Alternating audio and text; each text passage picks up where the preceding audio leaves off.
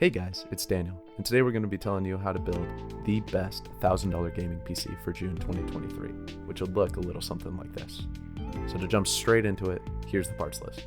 If this is all you want, this is all you need, there you go, the link will be in the description. This build is meant to play 1080p games, meant to play 1440p games. It's meant to be great all around.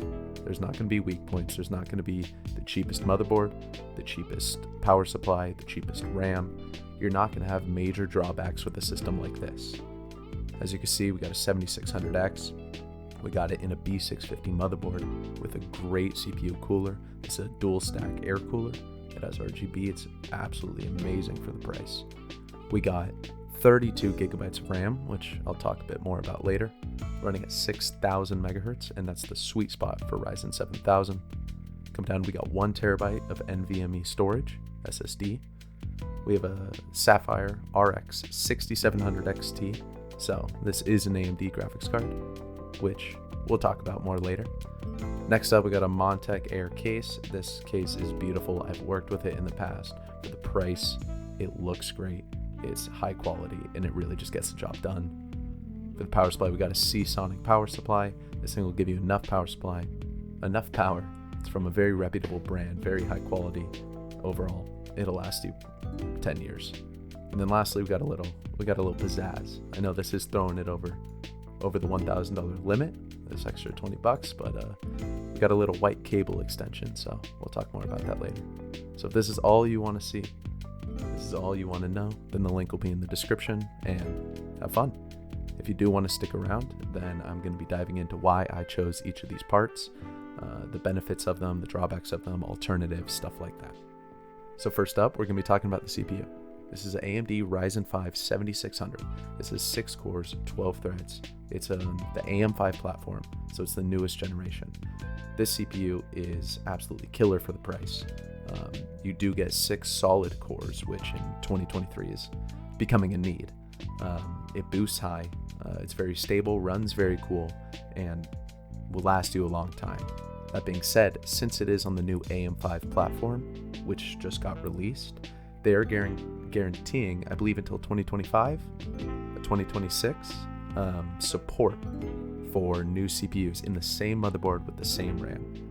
That means if you go with this CPU, this latest gen, and an AM5 motherboard, then in 4 years from now, you're going to be able to buy the Ryzen 5 11600, the Ryzen 7 11700, and you're going to be able to take off your cooler, take out this old CPU, put in the new CPU, and it's going to be good to go. You're going to get great performance benefits. You don't have to buy new RAM. You don't have to buy a new motherboard. You don't have to rebuild your entire computer. It's a drop-in upgrade, and that's one huge thing that I love about the 7600.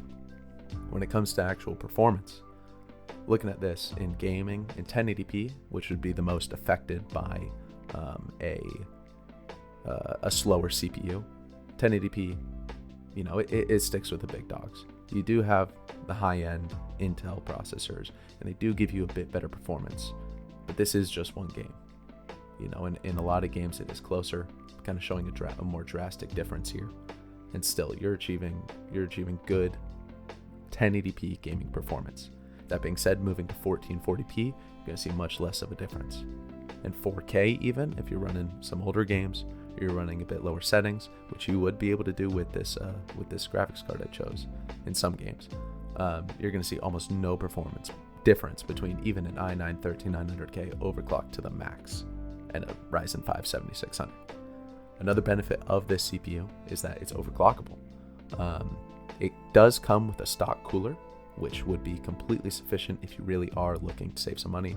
But at the same time, with the bigger cooler we have, you could tweak just a couple of settings and get 5% more performance with it, as well as have a good cooling solution, have a good looking cooling solution, and be able to upgrade to a 7700X, 7900X if you ever do need that. Moving on to the cooler itself, we got the Thermalright Peerless Assassin 120. This is by far the best CPU cooler performance-wise and kind of looks-wise for the price. We have $40 here, and this thing is a dual tower CPU cooler with 2 120mm fans. If we go to the actual performance benchmarks, this thing just absolutely kills. 35 decibels, noise normalized. Look at where this is. This is in the middle of the pack. This is a 240 millimeter AIO. 240 millimeter AIO. Note that these temperatures are deltas, so it's above room ambient, but still, this thing does incredible things for $40. Most of these are 150, 200, 250, 300. So for $40, you're getting a pretty good deal. That being said, you don't necessarily need this. With a Ryzen 7 or Ryzen 5 7600, you do have good enough performance with the stock CPU cooler. So it's up to you if you even want this. If you want to save the extra $40 and determine later if you need it, you cut this out and you're good to go. Next up, moving to the motherboard. So this ties in with the AM5 platform.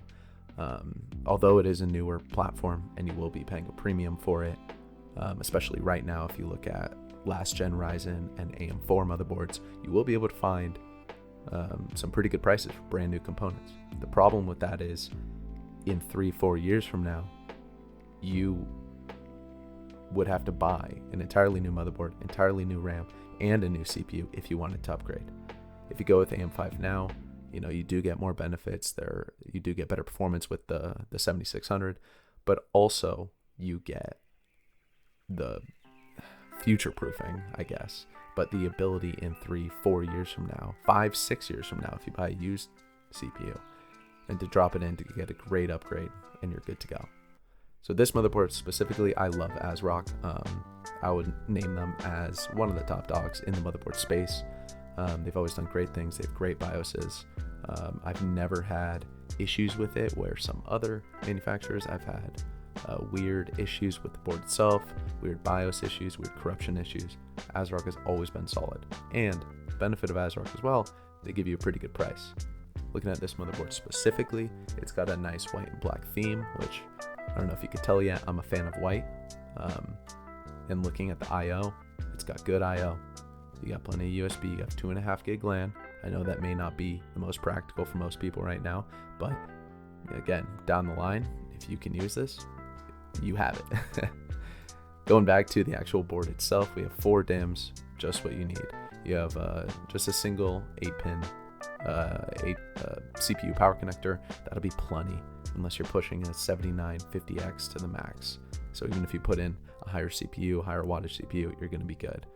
And a big thing I like about this motherboard is the M.2 slots for the price. Not only do we have the single PCIe slot, right? That's where you put your graphics card. You also have 2 M.2s.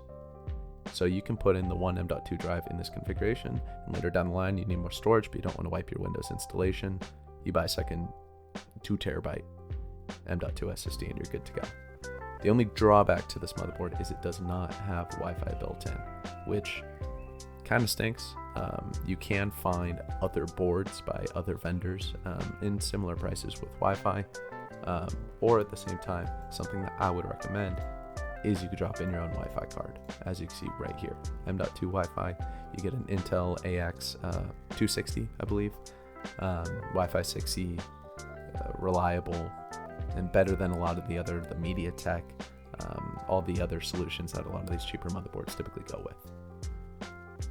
Next up, moving to the RAM, we got this absolutely amazing kit. I don't know why it's so cheap. I'm going to be honest with you. This kit has good reviews everywhere I've seen. It's by a reputable company, Team Group.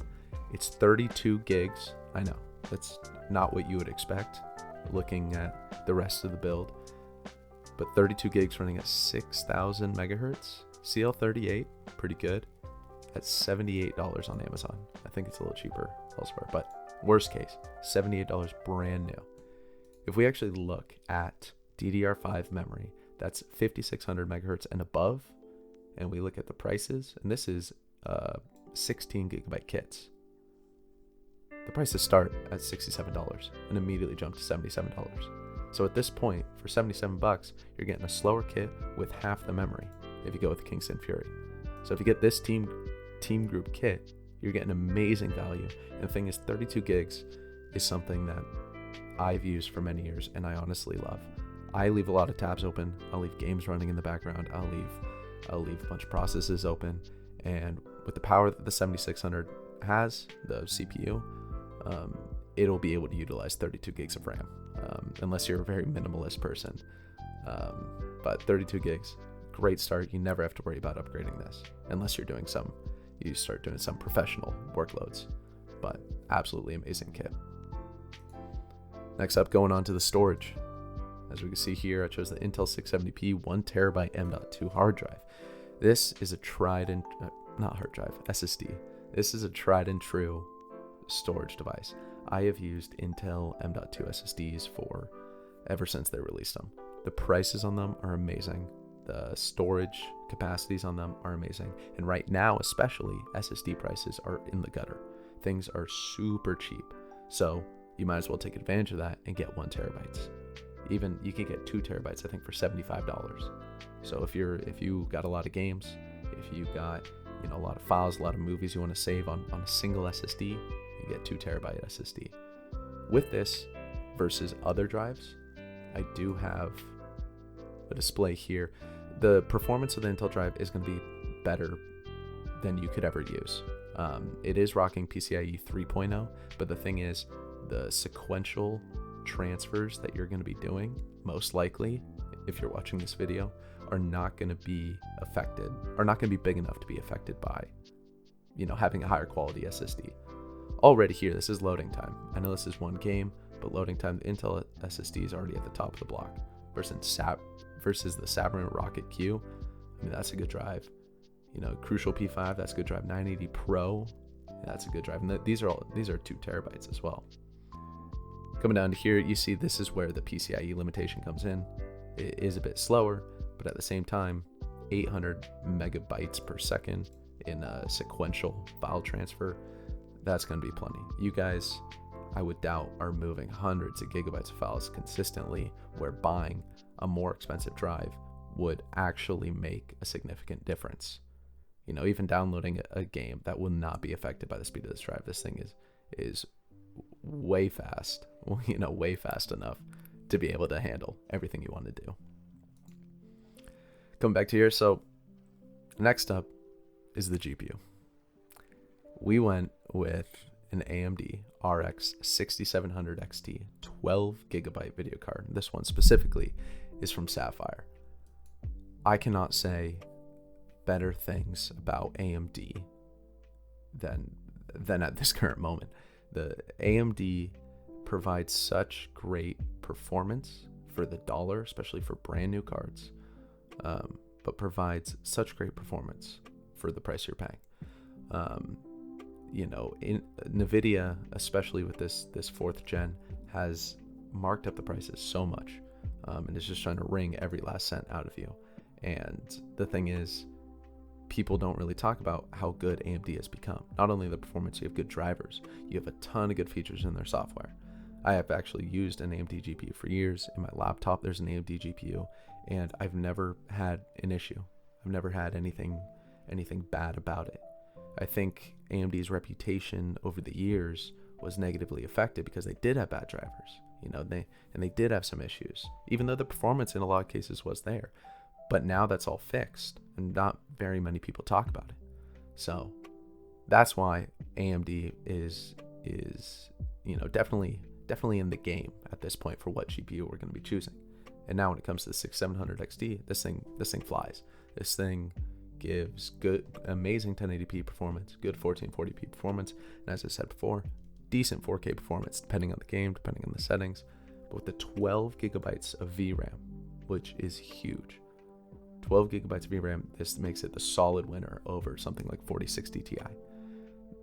Games nowadays, even 1080p, games nowadays are using 8, 9, 10, 11 gigabytes of VRAM if you have high settings on, if you have extreme settings on. And the thing is, when you have a 4060 Ti with 8 gigabytes of VRAM, the performance is going to drop so much once you reach that limit. Once your computer starts putting that memory, what needs to be in the VRAM elsewhere, you're going to have huge performance impacts. And then, so coming to the actual performance, and this is without reaching the limit, as we can see, look, 8.12 gigabytes. In this game, this already probably is affected by the 8 gigabyte limit on the 4060 Ti. So as we can see, the 6700 XT is on the right here. 4060 Ti is on the is on the right. And look, already in this game, random time, AMD is winning. Random game, random time. It's about tie. This is in 1440p, by the way. So 1440p gaming, random game, random time, random game, random time. You get about the same performance. This game, okay, NVIDIA's winning a bit. About a tie. This game, AMD's winning a bit. This, percentage-wise, AMD's winning by a good amount. As we can see with all these benchmarks, AMD is providing such good performance with the 6700 XT versus NVIDIA's latest offering that's kind of price competitive, the 4060 Ti. Also to point out, I don't know if you can see it, but 11 gigabytes is used here on the 6700 XT of VRAM. So that means that the 4060 Ti is getting a penalty with only the 8 gigabytes total, with 7 gigabytes used. If we do jump down to 1080p, AMD wins, 10% right there. About a top, NVIDIA wins. NVIDIA wins a little.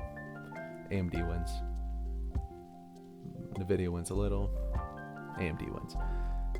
So what I'm trying to say with all this is AMD has gotten to the point where they do provide such a great card. They do provide amazing features in their software suite, in their drivers, a lot of which are meant to compete with NVIDIA ones. So if you do like a certain NVIDIA feature, AMD's probably got it. Do your research. You can look into this more. But overall, this is a great card for 1080p for 1440p gaming. It's at a great price. And Sapphire, the actual brand of this card, is an amazing AMD vendor. So you can shop around, of course, shop around, look at other options, look at what's available for similar prices, look at reviews, but overall, this is the card I would recommend. The one final thing I do want to say is on the 4060 Ti, as we can see, 8 gigabytes of VRAM, we're looking at a lot higher prices. I said earlier, kind of close in price, but $400 starting for a 4060 Ti. AMD is the winner, 6700 XT, that's how it goes. When it comes to 3070, if you look used, you can find one for about the same price as a 6700 XT. The problem with this is a lot of these are going to be heavily mined on, as well as the 6700 XT still wins against this card. So if you are really looking for NVIDIA for something similar price, you got 3070 Ti, that's a good price. Look on eBay, look on OfferUp, you'll be able to find something. Next up, I'm going to jump down to the power supply. So we got a Seasonic 650 watt bronze power supply. This power supply is everything you need. You're not pushing a 3090 overclocked, a 4090 overclocked. You're not pushing a 7950X or a 13900K. This power supply is going to give you all the power you want. It's 80 plus bronze, but it's also from Seasonic, which makes, in my opinion, by far the best power supplies on the market. It's a great overall power supply. It has, as we can see down here, we do have one CPU connector. We have 4 PCIe connectors. So this is big if you want a GPU upgrade in the future that requires 3 PCIe connectors. You'll need the 4. You got good SATA, you got good Molex, and I guess you got a floppy drive. But tried and true, simple, Seasonic. That's how it goes. Lastly, jumping into the case and our friend down here, the Montec cases have been such a great thing for the market. They're very cheap. They are, for at least kind of, but they're cheap, but they provide a lot. They provide good quality. They provide good airflow. They provide RGB, 4 RGB fans included with this case. This thing is everything that you want. You can look in different colorways. I really like white, and that's why I went with this. But 4 RGB fans, blowing air. You don't have to buy fans. You can hook them up. You can do cool things with the CPU cooler. You can match that RGB. You can make the system look real nice, only for $1,000 and without spending extra unnecessary money. If we do look at a completed build, this is the build I showed in the beginning of the video. This is something like what the computer would look like. We have the cooler. This isn't the same cooler, but you have a white cooler. You got the included fans. You got the fans up front. Montec case, black motherboard, black GPU, and the white cable extensions. It looks amazing. This thing looks absolutely amazing, and it'll perform well. And if we want to look at a couple other ones, not really going to zoom in, but they all look fantastic in this case. This case is a really good case, especially for the price, especially for the RGB included as well. And the 4 fans. Most cases at this price range only include 1 fan. So you got to go out, spend 30, 40 bucks on some Arctic P12s. I would recommend if you do need more fans, but you don't need to spend that here. And lastly, we're going to talk about our little, the cherry on top. And that's these cable extensions. I would highly recommend these things if you do care about the way your PC looks. They really improve, the look of the computer. As we can see with this system, I don't think he routed it the best, but that looks so much better than your typical power supply connector. The potentially even mustard colors, coming in here. It's just a white cable. It's 20 bucks. I've used these numerous times. I bought these and used them numerous times. If you do want different colors, you can go with different colors. But for 20 bucks, for just a bunch of wires that just transfer the power, there's no risk or anything with it. These things are definitely the go-to as the final touch to your build. So yeah, that's about it. That's my recommendations for $1,000 computer in June 2022. This computer isn't meant to be the cheapest CPU, or an older CPU.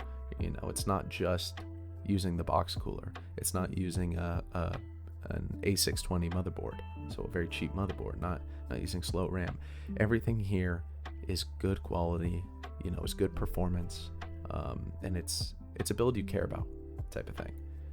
If you did want to squeeze out every last performance into the GPU, which I wouldn't really recommend, you would be able to probably move to a 6800 XT. I would not recommend, as I've said before, the 4060 Ti, just because that 8GB limit, and I think the memory bus width is lower too.